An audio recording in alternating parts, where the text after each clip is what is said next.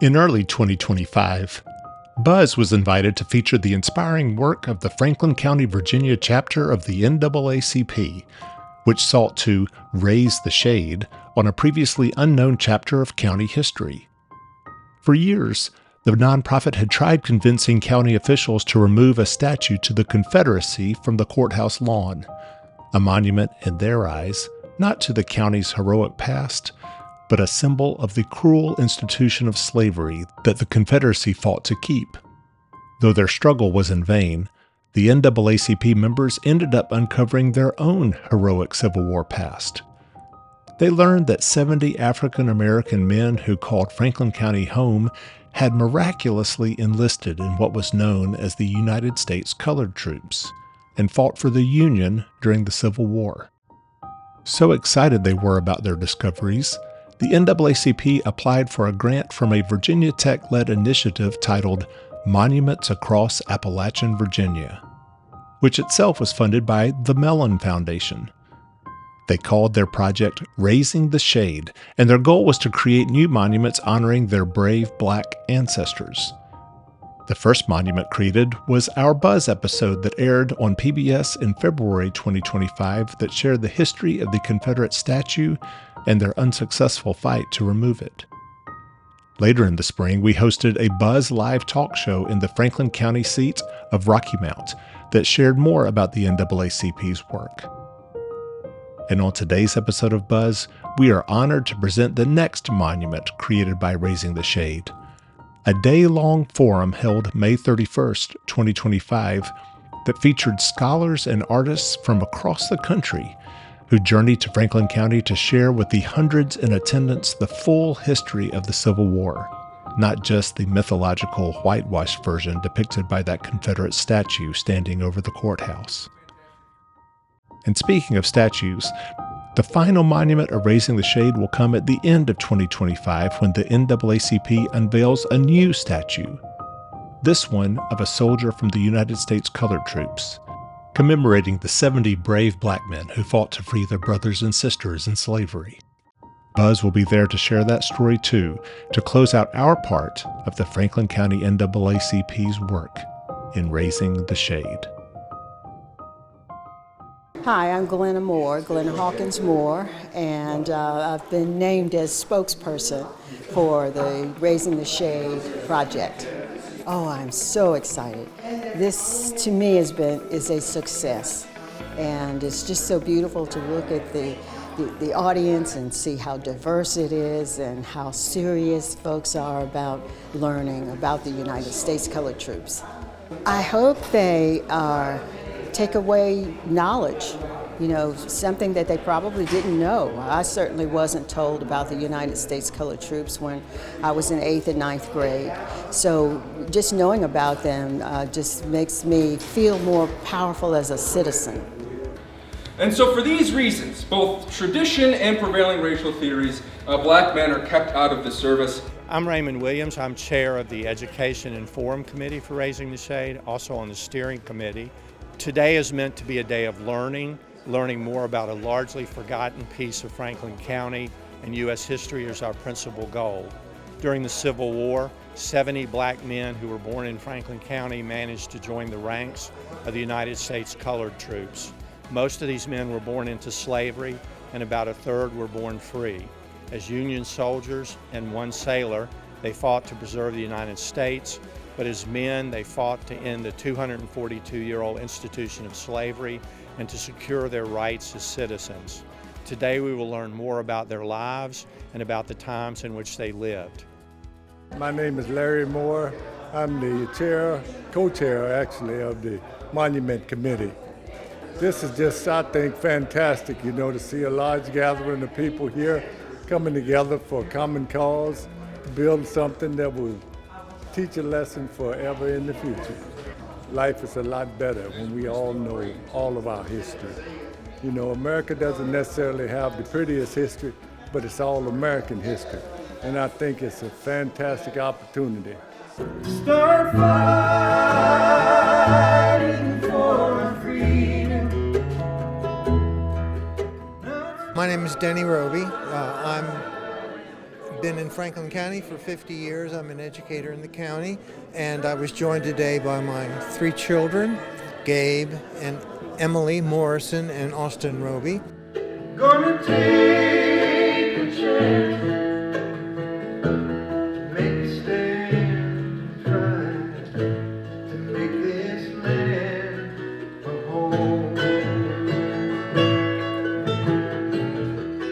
They knew that I was committed to writing a song about this event, and they wanted to be a part of it. But this event is important. I've got my brothers on the way. Well, I hope that the song does capture the hardship that these soldiers faced. To really gain the freedom that we're entitled to, I will have to become a part of this fight.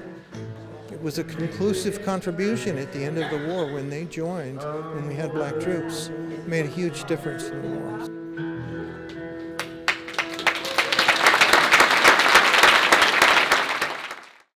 I'm Emily Satterwhite. I'm a professor of Appalachian Studies and the director of the Appalachian Studies program at Virginia Tech. And I am one of the co-directors of Monuments Across Appalachian Virginia, which received Mellon funding to support 9 projects across Appalachian Virginia, telling stories that deserve to be woven into the fabric of how we understand Appalachia. And that's really redefining what we mean by monuments. There is going to be a fabulous statue as well, but this team knew from the beginning that in order for the statue to really be understood and have meaning and have well-educated conversation around it, that they wanted to have this piece today, this forum today, where people are learning from experts on the history of U.S. colored troops and on the relationship between Franklin County and Appalachia. And this is a case, the story of John Mitchell is a case that is very different from the story we typically hear about black soldiers during the American Civil War. Of course, probably many of you are aware of Glory, the fantastic feature film that shows the valiant courage of soldiers like Tripp, who had been enslaved, of Morgan Freeman's character. We see them fighting for their own freedom, ultimately dying there on the parapets at Battery Wagner. But what I found in the National Archives was that this is only part of the story. That the struggle for freedom did not end simply when they put on the blue uniforms. You guys will remember in Glory how important it was to get that blue uniform. And it indeed was important to get that blue uniform. It was a sign of freedom. Once you put your name on that enlistment contract, according to the Emancipation Proclamation, you are now free. But being legally free and getting the Union blue was not the same as feeling the freedom, of enjoying the fruits of one's freedom. Mike Wiley is an acclaimed actor and playwright who creates educational theater for communities across the country. Together with Duke University professor Charlie Thompson, they have created the America's Hallowed Ground project that seeks to honor past struggles and sacrifices significant to African American history. For Raising the Shade, they are bringing to life the story of slave rebel and Union spy Abraham Galloway, who rose out of bondage to become one of the most significant black leaders in the South during the Civil War. A few years ago, Charlie and I decided that a great way to utilize both of our talents, his being a documentarian and me making documentary theater, bringing those two things together to highlight areas around the country, sites of struggle around the country, particularly in the South, to find those places where individuals or groups are highlighting those sites of struggle using art. Given that the work that we do is arts-based, we felt that finding those places that utilize art to memorialize these sites of struggle was a worthy organization. In the intro, I say, as a documentarian, as a filmmaker, I lament the fact that we can't go back and interview people who are no longer living. Well, here today through the arts, a person who's no longer living comes back to life, and I get to interview him. And it's an exciting moment, and we haven't done this before, but we're We're going to see how the crowd likes it. Yeah. Tell us about the North, Mr. Galloway. What of the North? What of the North? What of this place some call Zion and the white people that live there? Is the African race truly free beyond northern borders? Well, we are not free as white people are free, but there are those that are willing to aid us, willing to fight with us, willing to die with us. John Brown, who, if nothing else, was true to freedom, who let blood run all the way to Harper's Ferry in hopes of inciting the war this nation now finds itself engaged in. He said something like, I do believe the crimes of this guilty land will never be purged away but by blood. These were the last words he wrote before facing the hangman's noose. Let us be thankful for John Brown, for he does honor to his race, when so many, many, many more do not. There are folks in the North who think no differently than the Southern slave master, who sold slaves themselves back into bondage before the start of this war, who aided kidnappers. They are those who attack us in the streets of their cities because they do not believe that a black man's freedom is worth a white man's life, because Lincoln has told them that this war is not about the slave but about the preservation of the Union, when now he knows this war is all about us and it cannot be won without our freedom. We hold a good hand here, brethren, and we must play it wisely. My name is Macy Alford. I'm a student researcher in Dr. Plummer's class. And I am Jacob Robinson, a community engagement researcher. And for me, it was joyful, but also frustrating because it took a lot of energy, a lot of patience, a lot of time just to be able to connect the dots between all of these different places and spaces that these soldiers were in. These people worked for freedom and they fought for it and they put their lives on the line for what they believe was fair and just. So I think that's very important when understanding what these men meant to the history of the United States of America. Ritual executions were common ways of dealing with disciplinary issues during the American Civil War for white and black soldiers. For a hanging, they would complete a circle and then the gallows would be built in the center. For a firing squad, they would shape a U, and then you would have the deserter brought in the center. They would read to him his charge, and then a firing squad would line up, and the soldier would be placed on his very own coffin, blindfolded, and then the grave would be right next to it. They would execute him, and then they would put him in the coffin. Everybody in the regiments nearby would file past him before they buried him. So my name is Christopher Hamner. I'm Associate Professor of History and Art History at George Mason University in Fairfax, Virginia. I think one of the things that the conference is doing is shedding a tremendous amount of long overdue light on the role that Black Americans, and particularly Black service members, played in shaping the Civil War. They are not simply an add-on. They are central to the struggle, they're central to the outcome, and they are central in shaping what happens after the war and the post-war settlement. And I think that is a terribly underappreciated, understudied part of American history. I think this conference is a great step in the direction of correcting that.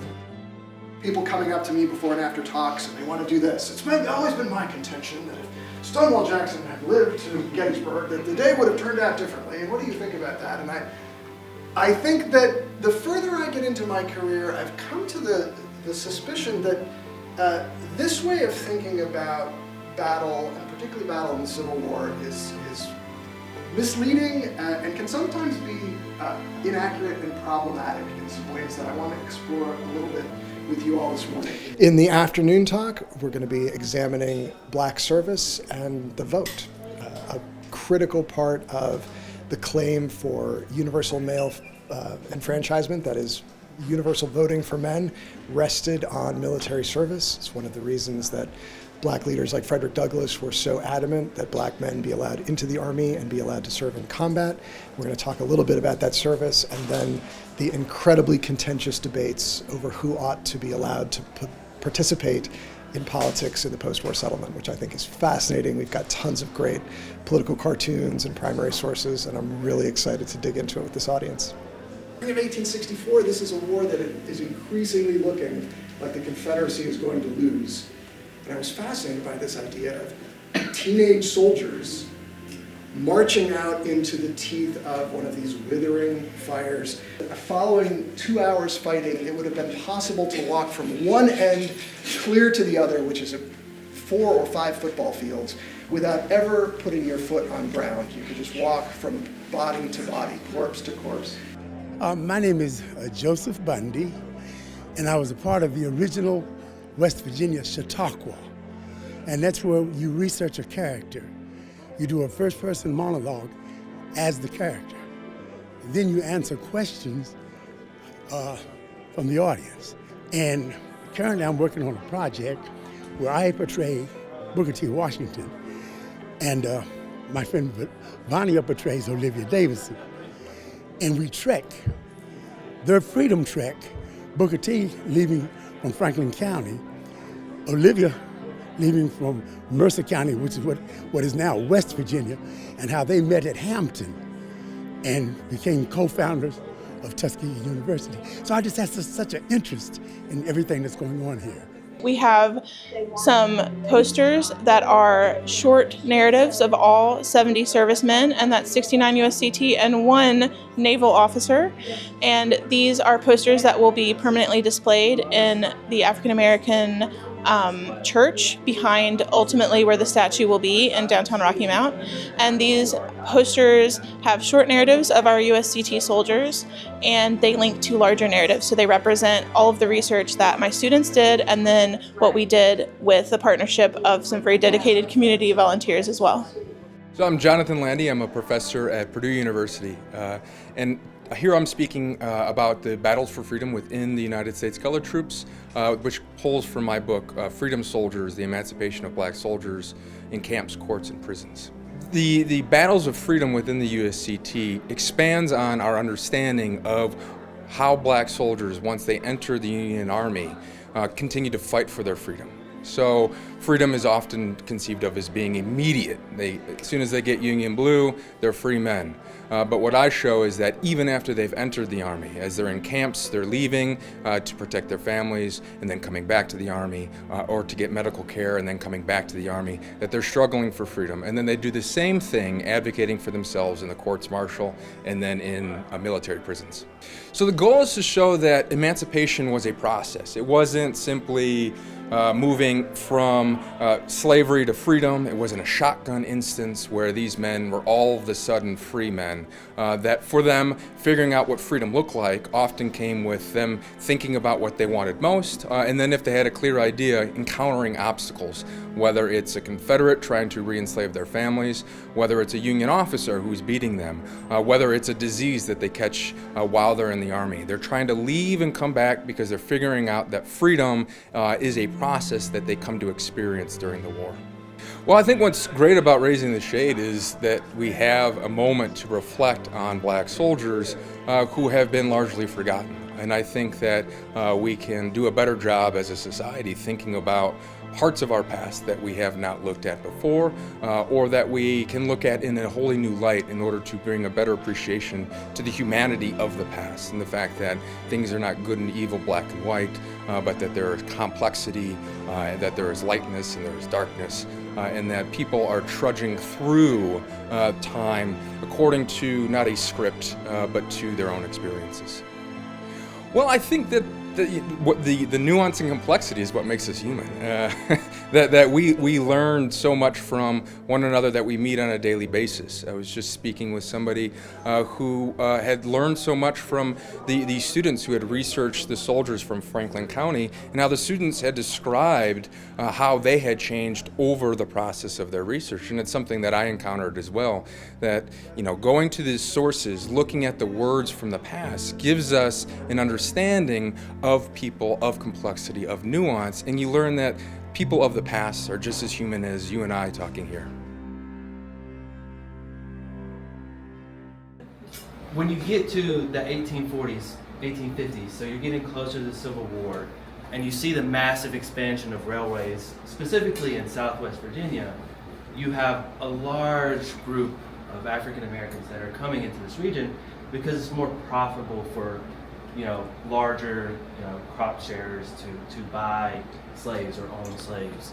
And so you have this very, again, nuanced conversation of huge booming slavery in the 1850s, 1860s, but at the same time, huge, sales, slaves, and ownership that moves also outside of the region as well. So it's kind of a double-sided. My name is Kira Mosley Hobbs. I'm the Executive Director of the More Than a Fraction Foundation. Today at Raising the Shade, I'm going to do the keynote, and I'm going to tell the story of Thomas Fraction and his brother Othello Fraction, who were both two soldiers in the United States Colored Troops in the 40th Infantry. And I'm going to tell their story in a way that you're sitting down with me and you said, "Girl, what happened?" And I'm going to tell you what happened. While it is common and expected, the stories of enslavement guarantee the separation of families, and it was no different from us. I'm going to talk a lot about Thomas and Othello always being together, but George was sold away. And we know there are many other fractions that were sold away into Kentucky and Arkansas and other places. Thomas and Othello throughout all historical records are always together until the end, when Thomas died in 1892 in Salem, Virginia. It's an inspiring story, but it's a sad story. But I want you to walk away feeling like you've gotten to know two individuals beyond their circumstances, get a little hint of their choices, the outcomes of those choices, and how their life was just a continued effort to have better, to do better, to be better, and to really change the community and society around them. The service on the 26th day of March 1866, on which day I received a permit to visit my home. While there, the rebel scout made an attack on me, and during that fight I was shot in the leg and was taken prisoner and remained in the prison 3 months. My leg has gotten worse. The rebel scout. That is what we see from Thomas. And it seems purposeful because his little brother Othello does not do the same. He actually uses the title of master. Hope is easy, and then you can take that hope, and a lot of times hope tells us to think about things like best case scenario, pie in the sky, money is no concept. And in modern times, we think about that a little bit, a lot really. So in post-emancipation, when you're thinking about what you're going to do next and you have hope and you use plans to develop that hope, how complicated does that get when you're still limited about what you're allowed to do within your circumstances post-emancipation? So I want the audience to kind of get a feel of that so that when they walk away today, instead of thinking about what we always do, we always think about history and we say what we would have done back then. I'm challenging you on that. I'm telling you, tell me what you would have did back then. And then I'm going to blow that up to tell you what the rules were that wouldn't have allowed you to do that. And then I want them to walk away thinking, post her blowing up the plans, what would I have done? And like some of the participants will find that they may have stayed on the plantation. They may have fled north, or some of them would have just fought the entire time. So you'll find out what kind of person you were. Today, it translates to you got to think about how your actions will affect your future descendants, how your actions are limited about the fact that you live within a community and you live within a society of both verbally agreed upon and non-verbally agreed upon rules, right? So how does your decisions affect your family, and how does your community limit the decisions that you have? Even going back to Jack, took many risky actions during enslavement. Many actions that we all would expect their deaths at the hands of the system of slavery.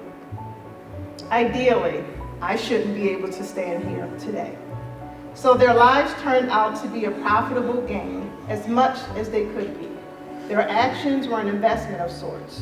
While the Civil War crashed the stock values of the Prestons, our investments into our family and our freedom paid dividends beyond the concept of a 401k. While our history doesn't give us much luck with February, eventually, through family, love does love us back. And what better investment is there